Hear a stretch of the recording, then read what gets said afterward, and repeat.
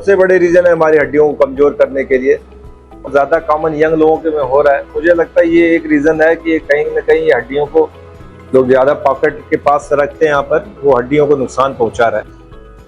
Joint pain शुरू होता है या इमीडिएट आपको कुछ डिस्कम्फर्ट फील होता है जी। उस समय अगर आप अपने शरीर पर ध्यान दो, उस समय भी अपने शरीर पर आप ध्यान देना शुरू कर देंगे तो भी इन चीजों से आप बच सकेंगे। कोई भी मरीज पैसे के अभाव में इलाज के लिए रह न जाए।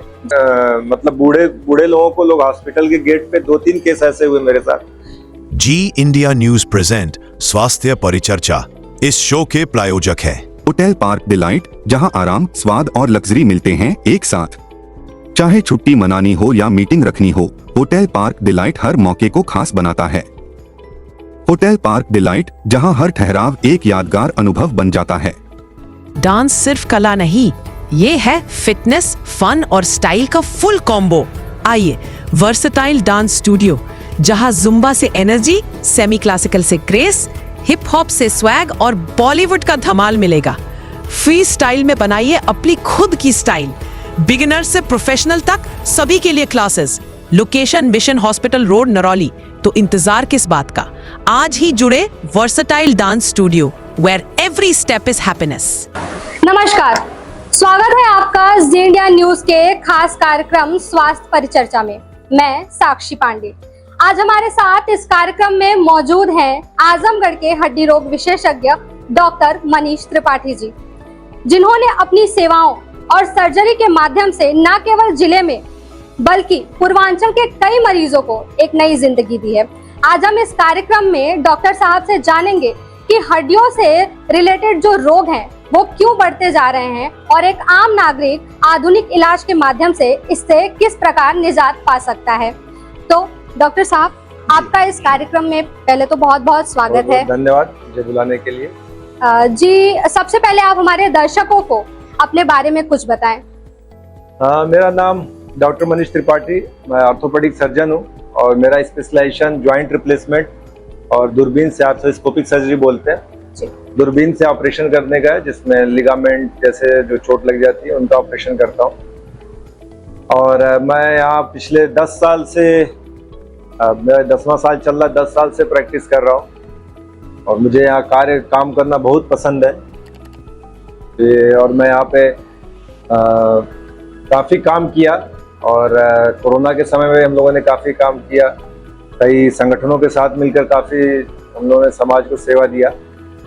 बट ज़्यादा यहाँ की जो हड्डी रोग की प्रॉब्लम है, यहाँ हमारा अस्पताल है तो काफ़ी मरीजों की संख्या ज़्यादा है, तो वहाँ काम करने में मुझे मज़ा भी आता है। अच्छा, तो सबसे दिलचस्प बात है डॉक्टर साहब कि ऑर्थो के क्षेत्र में ही आपने अपना करियर क्यों चुना? मतलब इसके पीछे कोई प्रेरणादायक कहानी? प्रेरणादायक, मेरे पिताजी ऑर्थोपेडिक सर्जन है जी, तो हर पुत्र अपने पिता की तरह बनने का प्रयास करता है। तो बचपन से ही उनको फॉलो करता रहा हूँ। उनके लिए हमेशा कुछ करने का एक होता है कि पिता की नज़र में अच्छा बनना, तो ये शौक मुझे आज यहाँ तक ले आया। बहुत अच्छी बात है। तो डॉक्टर साहब, हम जानना चाहेंगे, जैसे अगर आज के दौर में हम देखें तो कहीं ना कहीं हर किसी को जोड़ों के दर्द, गर्दन में दर्द, स्पाइनल में कभी कभी दर्द होते हैं, मतलब हड्डियों से रिलेटेड बहुत सारी उनको परेशानियां होती हैं। तो जिस तरह से ये परेशानियां बढ़ रही हैं, युवाओं में भी ये परेशानियां बढ़ रही है, क्या रीजन हो सकते हैं, यानी क्या कारण है कि ये चीजें इतनी ज्यादा बढ़ती जा रही हैं? बहुत ये अच्छा क्वेश्चन है आपका जी। और ये युवाओं ने, बच्चों से ही आजकल बीमारियां शुरू हो जा रही हैं, क्योंकि बच्चे घर के बाहर निकल नहीं रहे खेलने के लिए, उनको धूप नहीं मिल रही है, जो विटामिन डी का एकमात्र स्रोत है जिसके थ्रू बच्चों की हड्डियां मजबूत होती हैं। और युवा भी बाहर निकलना नहीं पसंद करते हैं, एसी में रहते हैं। एसी जो हमारी हड्डियों के लिए सबसे खतरनाक है। फिर बाहर न निकलने के कारण, कोई एक्टिविटी न करने के कारण जो हड्डियां पहले 45-50 के बाद कमज़ोर होना शुरू होती थी, वो आज 25-26 साल की उम्र में ही कमज़ोर होना शुरू हो जा रही हैं। हमारा खान पान सबसे बड़ा रीज़न है, जो कोल्ड ड्रिंक है और जो ठंडी चीज़ें हैं, पैकेट की चीज़ें, जो बॉक्स जो पैकिंग वाले सामान होते हैं, उनका उपयोग ज़्यादा बढ़ गया है जी। वो सबसे बड़े रीज़न है हमारी हड्डियों को कमज़ोर करने के लिए। और उसके बाद आज युवा एक्सरसाइज से भागता है। जो पहले एक हर गांव में आप देखेंगे, पहले एक कुश्तीशाला होती थी, वहाँ कुश्ती लोग लड़ते थे, हर बच्चे को गांव वाले भेज देते थे जी। फिर कबड्डी और ये खो खो इस तरह के गेम खेलते थे जो उनके मसल्स को स्ट्रांग बनाता था, जिससे उनकी मसल स्ट्रांग रहती थी, साथ में हड्डियों को सपोर्ट मिलता था। अब उनकी मसल में भी थोड़ी सी एक्सरसाइज करते हैं, उनको मसल पेन शुरू हो जाता है, फिर इमीडिएट एक्सरसाइज छोड़ देते हैं। ये नहीं समझते कि उनको मसल कमजोर है और इस कारण उनको पेन हो रहा है। तो सबसे बड़ा रीजन हमारा खान पान और हमारी लाइफ स्टाइल है। जी सर, आपने एक बात कही एसी के रिगार्डिंग, तो वो क्या था जो उसको थोड़ा आप मतलब थोड़ा विस्तार से बताएंगे? एसी जो है वैसे ठंडा चीज जो भी है, ठंडा पानी हो जी, ये हमारे शरीर के लिए अच्छा नहीं होता है। अच्छा। ये हमारे जो जॉइंट्स को स्टिफ करता है, जाम करता है जी। और हमारे तो एसी में जो रहने से जो हमारे धीरे मूवमेंट्स है, जॉइंट्स है, धीरे स्टिफ होते जाते हैं जी। वो इस कारण मैंने बोला एसी नुकसान करता है। एक बहुत ही सीरियस पॉइंट अगर मैं कहूँ तो मानना पड़ेगा कि आज की जो हमारी युवा पीढ़ी है, जो जेनजीज है, उनका सिटिंग टाइमिंग बहुत ज्यादा होता जा रहा है कि मोबाइल में वो लगातार स्क्रीन देख रहे हैं। आज का सर्वे 5 से 6 घंटे मोबाइल यूज करते हैं जी, और कंप्यूटर पे भी उनका सिटिंग ज्यादा है। तो इसका हमारी हड्डियों पर मतलब क्या प्रभाव पड़ता है? हड्डियों का प्रभाव, इसका सबसे बड़ा रीजन तो है कि आप एक्सरसाइज नहीं कर रहे हैं जी। आप मतलब आप सिटिंग आपकी है, मैं भी 6 घंटे 8 घंटे बैठ के ओपीडी मरीज देखता हूँ, बट मेरा एक रूटीन है एक्सरसाइज करने का, जिसके कारण मैं अभी भी मुझे मतलब जॉइंट्स पेन नहीं है जी। तो जो सबसे बड़ा रीजन है कि वो एक्सरसाइज नहीं कर रहे हैं। और दूसरा मुझे लगता है मोबाइल भी एक बहुत बड़ा रीजन है। अब मैं उसकी स्टडी के बारे में तो बहुत नहीं बता सकता, लेकिन आप देखे होंगे कि हमारे पास जो हमारी जितनी चिड़िया हैं, पंछियां हैं, वो अब कम हो चुकी हैं, बहुत ही कम हो गए हैं। और जो ये रेडिएशन, इसका रेडिएशन है, जिसके कारण हम नोटिस भी कर रहे हैं, जो हमारे कैंसर की स्टडीज आ रही हैं कि कैंसर में भी इनका बहुत बड़ा रोल है, ब्रेन ट्यूमर में बहुत बड़ा रोल है।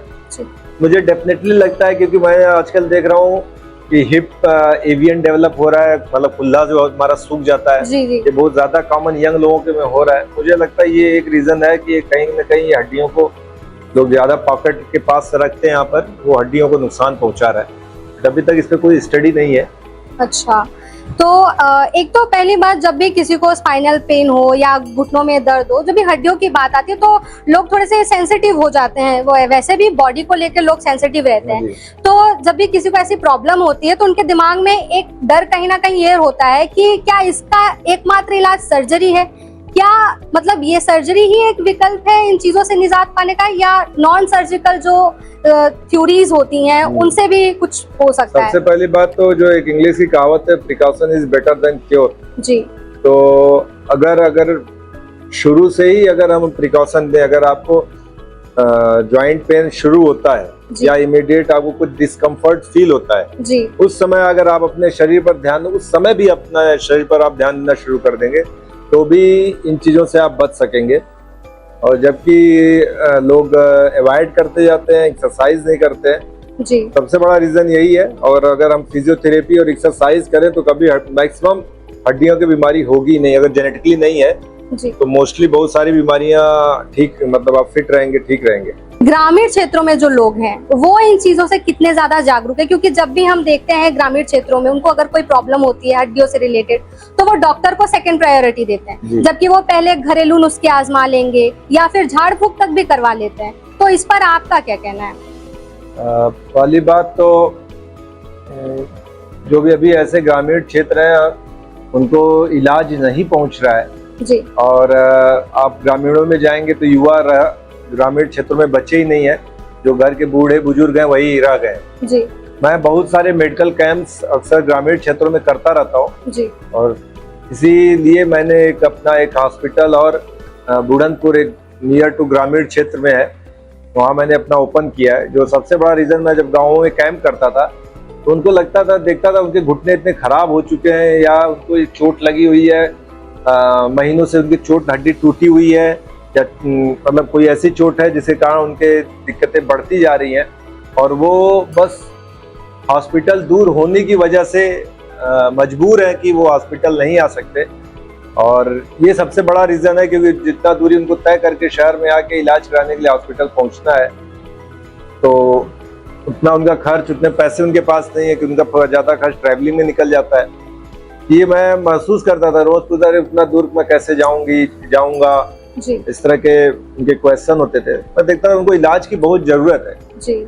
और अभी मतलब मैं एक अपना नया हॉस्पिटल खोला हूँ बूढ़तपुर में, जिसके वहाँ मुझे इस तरह के मरीज अब आसानी से चल के आ जा रहे हैं। और बहुत सारे चोट न लगने के कारण, कोई घर में न रहने के कारण, कोई युवा बचा ही नहीं घर में, सब बाहर कमाने चले गए जी। तो उसके कारण भी लोग हॉस्पिटल तक नहीं पहुंच पा रहे हैं, घर में बीमार पड़े हुए हैं। तो मजबूर है कि जो हमारे ये जो आपने बोला झाड़ू फूक करने वाले, जी, बिल्कुल, ये लोग आसानी से अवेलेबल हो जाते हैं। फोन करने पे किसी के माध्यम से बुलवा लिया जाता है, उनको आसानी से वो घर पर आके वो कुछ अपना वो पैसे कमाने के लिए कुछ अपना जादू मंत्र दिखाते हैं। आपने अस्पताल की बात की है, तो जैसे कि आपने कहा कि आपने अपना अस्पताल खोला है, तो किस तरह की विशेष सेवाएं आप अपने अस्पताल में प्रोवाइड करा रहे हैं? सबसे पहले मेरा एक जो हॉस्पिटल है आजमगढ़ में ही, जो शहर में लश्रामपुर, VSS हॉस्पिटल, विजय सुपर स्पेशलिटी हॉस्पिटल, जिसमें वो हम यहाँ पे हमारे पिताजी के माध्यम से पिछले 35 से 40 साल से सर्विस दे रहे हैं। पिछले 10 साल से मैं लगा हुआ हूँ। तो हमारा जो मतलब प्रयास ये रहता था कि सबसे बड़ा हमारा जो मेरे पिताजी का मोटिव है कि कोई भी मरीज पैसे के अभाव में इलाज के लिए रह न जाए जी। और इस सोच के साथ हम काम करते हैं, तो हमारे लिए पैसा पहला इम्पोर्टेंस नहीं रहता है। दूसरा, मैं यहाँ जब काम करना, पिछले 10 साल से काम करना शुरू किया, तो जो सबसे बड़ी जितनी लेटेस्ट सर्जरी होती थी वो मैं करना शुरू किया, जो बाहर यहाँ नहीं होती थी, जैसे दूरबीन से ऑपरेशन, ये सब नहीं होते थे जी। फिर मुझे लगा कि यहाँ एक्सीडेंट जो होते हैं उसके साथ में बहुत सारे डॉक्टर्स की टीम होनी चाहिए, क्योंकि अगर मैं हड्डी जोड़ रहा हूँ तो नसें कट गई हैं, नर्व्स कट गई हैं या खून की नली कट गई है और उसके डॉक्टर ना होने के कारण हाथ पैर काटना पड़ जाता है जी। तो इस तरह के डॉक्टर्स हमारे पास अब अवेलेबल है। प्लास्टिक सर्जन है, न्यूरो सर्जन है और हमारे यहाँ IVF और गायनी की सुविधा है जी। तो लगभग हम अपने हॉस्पिटल पे सभी तरह के इलाज के, मतलब किसी भी तरह की इमरजेंसी हैंडल करने के लिए मेरा अस्पताल रेडी रहता है। ICU हमारा बहुत अच्छा है, जहाँ मेडिसिन और एक एनेस्थीसिया के डॉक्टर अवेलेबल हैं, वो सर्विस दे रहे हैं जी। सेम कॉन्सेप्ट के साथ मैंने बूढ़तपुर में छोटा हॉस्पिटल डाला है, अभी 15 बेड का हॉस्पिटल डाला है कि वहाँ पर वो मेरा मेन फोकस वहाँ पे सेवा देना ही है जी। तो इसलिए, लेकिन सेम कॉन्सेप्ट के साथ ही सारी सर्विस हम वहाँ पर भी दे रहे हैं। बिल्कुल, बहुत अच्छी बात है डॉक्टर साहब। तो आपने, जब मैंने आपसे ग्रामीण क्षेत्र में जो जागरूकता है उसके बारे में जब आपसे सवाल किया, तो आपने कहा कि आपने कैंपेन्स चलाए थे, तो वो किस तरह के कैंपेन्स थे और मतलब लोगों को कैसे वो लाभ पहुंचा पाए? मेरे ज्यादातर कैंप में दवाएं फ्री मिलती थी, जो मैं उनको न्यूट्रिशन और विटामिन D3 की जो कमी होती है उसकी दवाएं और इस तरह के कैंप करता था। BMD मशीन लेके जाता था जिससे उनकी हड्डियों की जांच कर सके कि हड्डियां कितनी मजबूत, उनकी कितनी कमजोर हैं। तो इस तरह का मैं कैंप करता था। मुझे अपने कैंप के माध्यम से लोगों से जुड़ने का एक अलग आनंद मिलता था जी। और उसके लिए भी इसीलिए मुझे अपने इस प्रोफेशन से बहुत प्यार है कि मैं जितना इसमें काम करता जा रहा हूँ इतना इससे मोहब्बत बढ़ती जा रही है और लोगों को, क्योंकि इसके माध्यम से मैं लोगों को सेवा दे पा रहा हूँ। आप यकीन नहीं मानेंगे कि यहाँ हम लोग के हॉस्पिटल पर पहले अब तो आयुष्मान आ गया, तो जिसके कारण बहुत सुविधाएं गवर्नमेंट दे रही, जो अब आराम से गरीब मरीज इलाज करा पा रहे हैं। नहीं तो कई घटनाएं ऐसी होती थी कि जो मरीज के मतलब बूढ़े लोगों को लोग हॉस्पिटल के गेट पे 2-3 केस ऐसे हुए मेरे साथ कि मरीज को बुरी स्थिति में गेट के बाहर छोड़ के उसे घर वाले भाग गए, फिर उसको लेकर ठीक करना, उनका इलाज करना जी।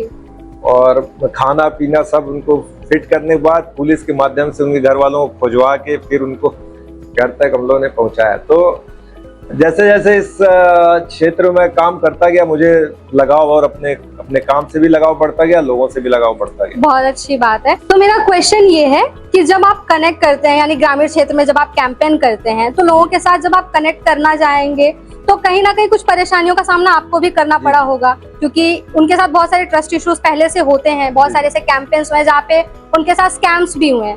तो इस चीज से आपने कैसे डील की? मेरा तो जो सबसे बड़ा रीजन है कि मुझे अपने इस जगह से शुरू से ही लगाव था, जब क्योंकि मेरी पढ़ाई बेंगलोर और मुंबई में हुई है जी। तो लेकिन मेरा बचपन यहीं बीता हुआ है। तो मैं कभी, जैसे मेरे सारे दोस्त मिल रहते थे कि कुछ ऐसे एग्जाम होते हैं जहाँ बाहर, इंडिया के बाहर जाके एग्जाम देना हो, या कहीं दिल्ली में, मुंबई बाहर सेटल होने का बड़े बड़े हॉस्पिटल्स में मौका था, लेकिन कभी मेरा ये इंटरेस्ट कभी नहीं है कि मुझे यहाँ वापस आके काम करना था जी। और शायद मेरा बचपन यहाँ बीता है, मेरा ग्रामीण क्षेत्र में मैं ज्यादा रहा हूँ, तो मैं इजिली कनेक्ट हो जाता हूँ। तो मेरे साथ ये कभी दिक्कत नहीं हुई कि कोई बूढ़ा या उनको ट्रस्ट इशू मुझसे ना हो, अगर क्योंकि मेरे अंदर कभी वो छल कपट का नेचर नहीं रहा है, तो मैं इजिली कनेक्ट हो जाता हूँ। जी, तो फिर से एक बार अपने सवाल पर आते हैं हड्डियों से रिलेटेड, जो आज के समय में लोगों में काफी ज्यादा बढ़ती जा रही है। उसके लिए लोग कई तरह की सप्लीमेंट्रीज भी लेते हैं, पौष्टिक आहार खाते हैं, तरह तरह के व्यायाम भी करते हैं। तो इसे आप कितना महत्वपूर्ण मानते हैं, मतलब इस पर आपके क्या राय हैं? मेरा मानना है कि जो हम डाइट ले रहे हैं जी, जो हमारा घर का खाना होता है, जो हम रेगुलर खा रहे हैं जी, जो पनीर ले रहे हैं, पनीर हमारा, आप खुद बात जान सकते हैं कि इतने घनी आबादी में और इतने ज्यादा दूध की मात्रा, मतलब पनीर के लिए कितना दूध चाहिए जी। इतनी दुकानें मिठाई खुली है, इतनी शादियां हो रही है, दूध आ कहाँ से रहा है? गाय किसी के पास नहीं है जी। तो जो भी हम सामान ले रहे हैं, खा रहे हैं, वो मुझे लगता है कि वो नकली ही है। तो ऐसे कुछ सप्लीमेंट तो आपको अलग से, क्योंकि वो हमारे न्यूट्रिशन जो है पूरे नहीं हो सकते बॉडी, जो हमारे घर पे खाना आ रहा है, जो हम पनीर खा रहे हैं वो उसमें प्रोटीन नहीं है क्योंकि वो शुद्ध नहीं है। जो मार्केट में सब्जियां आ रही हैं जी, वो इंजेक्शन उसको देके उसको फ्रेश रखने का प्रयास किया जाता है, तो वो भी हमारे शरीर के लिए अच्छा नहीं है। तो इसके लिए सप्लीमेंट को मैं बेहतर मानता हूँ, क्योंकि वो उसमें मिलावट की चीजें कम होती हैं। जैसे अगर आप मल्टीविटामिन ले रहे हैं तो प्योरली उसमें विटामिन हैं, कैल्शियम, विटामिन D3, तो सप्लीमेंट लेना चाहिए क्योंकि हमारी शरीर की रिक्वायरमेंट है और वो डाइट से पूरा नहीं हो रही। और मैंने देखा है कि ज्यादातर लोग सप्लीमेंट में केवल प्रोटीन लेते हैं, फिर कैल्शियम खाते हैं। तो सबसे महत्वपूर्ण चीज होती है मल्टीविटामिन, जो माइक्रो न्यूट्रिएंट्स है जी, जो ये मेजर, जो ये प्रोटीन है हमारी मसल की ग्रोथ के लिए, लेकिन जो मेटाबॉलिज्म को, जो बॉडी को कंट्रोल है, तो उसके लिए मल्टीविटामिन बहुत जरूरी होता है। तो मैं लोगों को बोलूंगा भी कि अगर आप ले रहे हैं सप्लीमेंट्स तो मल्टीविटामिन भी जरूर खाएं। अच्छा, हमने इतनी सारी चर्चाएं की, इतनी सारी जानकारी ली, तो आप हमारे दर्शकों को क्या मूल मंत्र देना चाहेंगे जो मतलब ऐसे रोगों से थोड़े बच सके, और या उनको अगर हड्डियों से रिलेटेड कोई परेशानी है तो वो समय से पहले उसका इलाज कर सके? मतलब क्या बताना चाहेंगे, क्या सुझाव देना चाहेंगे? अपने समय का सही उपयोग कीजिए, मोबाइल को सोने से पहले हटा दीजिए, अपने पास मत रखिए, तो आपको एक अच्छी नींद मिलेगी जो शरीर के लिए सबसे ज़्यादा जरूरी है। आज की डेट में मोबाइल चलाने के चक्कर में लोग 2-2, 3-3 घंटे तक एक्स्ट्रा जगे रह जाते हैं और अपने शरीर को और बीमार करते हैं। साथ ही अपने बच्चों को बाहर खेलने भेजिए, खुद बाहर निकालिए, प्रयास कीजिए कि साथ अपने परिवार, अपने बच्चों के साथ समय दीजिए, उनके साथ खेलने जाइए। आप भी फिट रहेंगे, आपका परिवार भी फिट रहेगा। यही मेरा मैसेज है। बहुत बहुत धन्यवाद डॉक्टर साहब। तो ये थे हमारे डॉक्टर मनीष त्रिपाठी जी, जिन्होंने बड़ी ही सरल और स्पष्ट भाषा में बहुत सारी हड्डियों से रिलेटेड जो समस्याएं हैं उस पर बहुत ही जानकारी हमें दी है। तो आपकी जितनी भी जानकारी है वो हमारे दर्शकों के लिए काफी ज्यादा प्रेरणादायक है, आपके अनुभव काफी ज्यादा प्रेरणादायक है। तो इसके लिए बहुत बहुत धन्यवाद डॉक्टर साहब। Thank you so much. मैं आपके चैनल के थ्रू एक और मैसेज समाज को देना चाहूंगा जी, अगर आप वो आगे डिलीवर करेंगी तो मुझे अच्छा लगेगा। आज का जो स्कूल की टाइमिंग है, जो स्कूल चल रहे हैं, वो मुझे बहुत ही मतलब डिस्टर्ब टाइम है बच्चों के लिए, जो बच्चों की लाइफ स्टाइल को बिगाड़ रहा है। कभी वो 7 बजे स्कूल चलाते हैं, कभी 8 बजे चलाते हैं, कभी 9 बजे चलाते हैं। जो हम जब छोटे थे तो एक सिंपल शेड्यूल था, 9 से 4 स्कूल का टाइमिंग हुआ करता था। तो बच्चे घर पर सुबह उठेंगे, अपने गार्जियन के साथ थोड़ा टहलने जाएंगे, हमारे पिता हम लोगों को उठाते थे, दौड़ाने के लिए साथ में ले जाते थे। आज की डेट में बच्चा भी आँख खोला ही नहीं कि क्लासरूम में पहुंच जाता है सोते हुए अपने भारी बैग को लेकर। फिर दोपहर में आता है, कोई घर में उसके नहीं रहता है, माँ बाप बाहर कमाने गए हुए हैं। तो एक शेड्यूल जो स्कूल वाले अपने स्कूल को अच्छा चलाने के चक्कर में कंपटीशन होड़ में बच्चों के साथ बहुत बड़ा खिलवाड़ कर रहे हैं। तो उनकी टाइमिंग सबसे पहले सुधारनी चाहिए। उस स्कूल की टाइमिंग 9 से 4 ही रखनी चाहिए। इससे एक पिता, एक माँ बच्चे को समय देगी। घर में एक ही खाना नाश्ता बनेगा जो बच्चे और पूरे परिवार के लिए बना रहेगा। पिता 9 बजे ऑफिस निकलने के समय अपने बच्चे को ले आके स्कूल ड्रॉप करते हुए जाएगा। 4 बजे के आसपास उसकी भी ड्यूटी खत्म होगी, वो अपने बच्चों को साथ में घर ले आएगा। इस तरह लाइफ स्टाइल बहुत ईजी होगी। ये मैसेज आपके चैनल के थ्रू मैं स्कूलों को देना चाहूँ। उम्मीद करेंगे हमारे दर्शक जो भी आपने मैसेज हमारे दर्शकों को दिया है उसको फॉलो करेंगे वो, और उस चीज को काफी ज्यादा सीरियस लेंगे जो कि बहुत जरूरी है। इस कार्यक्रम में जुड़ने के लिए आपका बहुत बहुत धन्यवाद डॉक्टर साहब। इसी तरह के प्रेरणादायक और जानकारी से भरपूर प्रोग्राम को देखने के लिए जुड़े रहिए जी इंडिया न्यूज के साथ। तब तक के लिए मैं साक्षी पांडे आपसे विदा लेती हूँ। धन्यवाद। जहां तमसा बहती है वहीं से उठेगी अब सच्चाई की सबसे बुलंद आवाज। पूर्वांचल का पहला मीडिया हाउस जी इंडिया न्यूज। हर मुद्दा, हर सवाल अब तकराएगा सच से। बिना डरे, बिना झुके, आपके हक की लड़ाई हमारी जिम्मेदारी। देखिए, समझिए, जुड़िए जी इंडिया न्यूज पर।